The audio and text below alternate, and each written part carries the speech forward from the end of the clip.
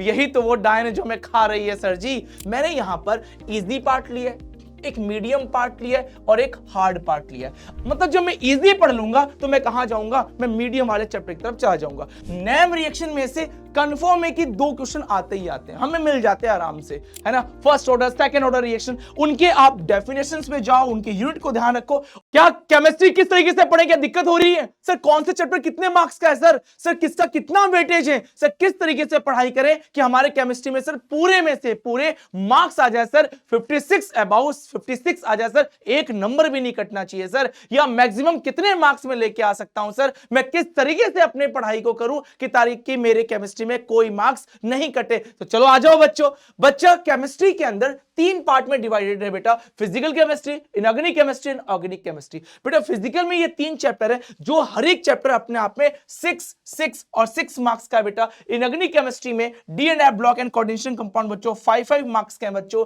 और यहां पर ऑर्गेनिक में सबसे ज्यादा बड़ी कौन है? अरे सर ऑर्गेनिक यही तो वो है, इसके अंदर हेलो एल्केन वाला chapter, alcohol phenol ether aldehyde ketone acid and containing compound में एमीन वाला और बायोमोलिक्यूल वाला। बेटा ये 6 और सबसे बड़ा चैप्टर कौन है? ये वाला एल्डिहाइड कीटोन और एसिड वाला सर, सबसे बड़ा और सबसे ज्यादा मार्क्स का भी है। ठीक है बेटा, तो ये तो रहेगी अपने मार्क्स का डिवाइडेड कि कहां से कितने नंबर के क्वेश्चंस आने वाले हैं। ठीक है बेटा, लेकिन सबसे इंपॉर्टेंट बात यह कि सर हम किस तरीके से अपने चैप्टर को डिवाइड करें कि सर हम आराम से केमिस्ट्री में घुस सकें।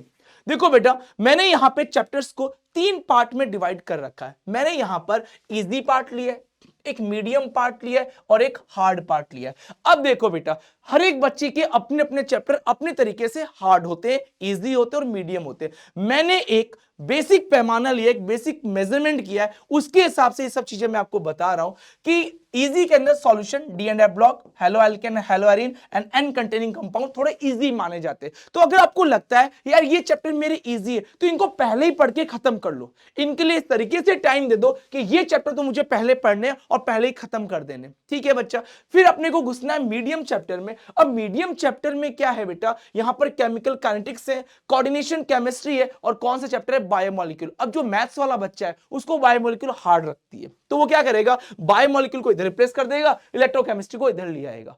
ठीक है बेटा, ये मीडियम है। मतलब जब मैं इजी पढ़ लूंगा तो मैं कहां जाऊंगा? मैं मीडियम वाले चैप्टर की तरफ चला जाऊंगा। जैसे ही मेरे ये चैप्टर थोड़े कवर हो जाएंगे, फिर मैं कहां जाऊंगा बेटा? अपने हार्ड चैप्टर की तरफ, जहां आपको ज्यादा नंबर ऑफ डेज देने, मतलब वीक में आपको डिसाइड करना है कि यार इस दिन तो मैं कंफर्म हार्ड चैप्टर में से एक चैप्टर तो पढ़ने वाला हूं पूरे वीक। और जो मेरा इजी पार्ट होगा उसको मैं इस तरीके से डिवाइड करूंगा कि मुझे उसको कम पढ़ना पड़े, मुझे ज्यादा टाइम देना ना पड़े। ठीक है बेटा, सर एक बात बताइए, ऐसे कौन कौन से चैप्टर है जहां से फिक्स क्वेश्चंस आते हैं? मतलब अगर हम पढ़ के जाएं और हमें कंफर्म वही क्वेश्चंस मिले, सर ऐसे कौन कौन से चैप्टर हैं? बेटा देखो, ऐसे बहुत सारे चैप्टर हैं, लेकिन कुछ मैंने डिवाइड किया है। अगर देखा जाए ऑर्गेनिक केमिस्ट्री में नेम रिएक्शन में से कंफर्म है कि 2 क्वेश्चन आते ही आते हैं, हमें मिल जाते हैं आराम से। ठीक है बेटा, तो अपने को करना क्या है? ऑर्गेनिक केमिस्ट्री में एक बात कर लो यार, एक बात ठान लो बस मन के अंदर कि जैसे ही मेरी ऑर्गेनिक केमिस्ट्री में पढ़ना स्टार्ट कर रहा हूं, रोज की 5 रिएक्शन।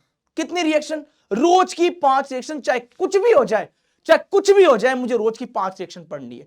जब मैं पहले दिन 5 पढ़ रहा हूं और जब मैं दूसरे दिन 5 पढ़ने के लिए जा रहा हूं, तो बेटा पहले दिन की 5 रिवीजन करनी है, फिर दूसरे दिन की 5 पढ़नी है। एक काम करो, रोज सुबह उठो, रोज सुबह का ना वो दवा बांध लो। डॉक्टर बोलता है ना, ये दवाई सुबह शाम दोपहर भैया आपको लेनी है, तो भैया ऑर्गेनिक केमिस्ट्री की 5 रिएक्शन को रोज सुबह पढ़ना स्टार्ट कर दो, ताकि ऐसा लगेगा, शुरुआत में ऐसा लगेगा क्या कर रहे हैं, लेकिन बच्चों 1 मंथ के अंदर आपको ऐसा लगेगा कि मुझे बहुत सारी रिएक्शंस याद हो गई है, बहुत सारी रिएक्शंस मैंने समझ लिए। तो ऑर्गेनिक केमिस्ट्री में जो ज्यादा फोकस किया जाता है, वो ज्यादा किया जाता है बेटा नेम रिएक्शन पे। दूसरा, रिएजेंट्स, कौन कौन से रिएजेंट इंपॉर्टेंट है, जैसे अल्कली KOH, कंसंट्रेट H2SO4, इस तरीके के रिएजेंट लिए जाते हैं। Type of reaction SN1 SN2 like reactions and test कौन से बेटा? अरे बेटा एल्डिहाइड कीटोन के टेस्ट, फैलिन टॉलेंट टेस्ट की बात कर रहा हूं। इसी तरीके से बेटा फिजिकल केमिस्ट्री में इंपॉर्टेंट फॉर्मूला पे फोकस करो, उनकी यूनिट्स पे फोकस करो, उनकी डेफिनेशंस, जैसे फेराडे लॉ आ गया, है ना, first order second order reaction, उनके आप डेफिनेशंस में जाओ, उनके यूनिट को ध्यान रखो। और न्यूमेरिकल्स वाले पार्ट को रोज एक न्यूमेरिकल करो, रोज 5 नेम रिएक्शन, रोज एक न्यूमेरिकल, खत्म कहानी। समझ में आ गई बात? आज ये ठान लो, ये काम करूंगा मैं।